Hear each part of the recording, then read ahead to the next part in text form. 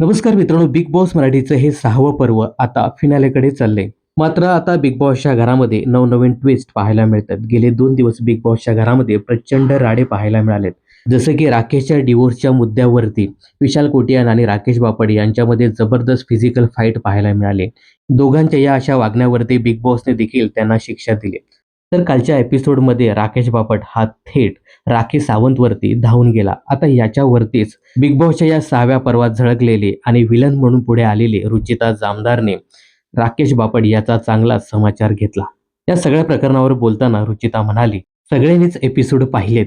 हरल्यानंतर ego hurt झाल्यानंतर हे कसे कितींदा अंगावर आलेत. इतके घाणेरडे आरोप लावून मेल कार्ड वापरलेत. आपल्या पोझिशनचा फायदा उचलला. त्यावेळी ना काटा, ना टोळी, ना बाल्कनी, ना कोणी स्टँड घेतला.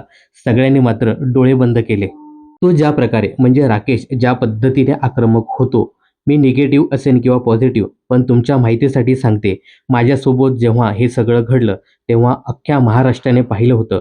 तेव्हा कोणी नव्हतं इतक्या लोकांच्या विरोधात खोट्या आरोपासमोर उभं राहिलं. आता बघा रियालिटी, अशा शब्दात रुचिताने राकेश बापट यांचा चांगलाच समाचार घेतला आहे. म्हणजे एकंदरीत रुचिताला सांगायचं होतं, की ज्या पद्धतीने माझ्या बाबतीत देखील अशा बऱ्याचशा गोष्टी घटना घडल्या, त्यावेळी घरातील कुठल्याच सदस्याने मला सपोर्ट केला नाही. परंतु राकेशच्या बाबतीत मात्र बरीचशी लोकं पुढे येताना दिसतायत.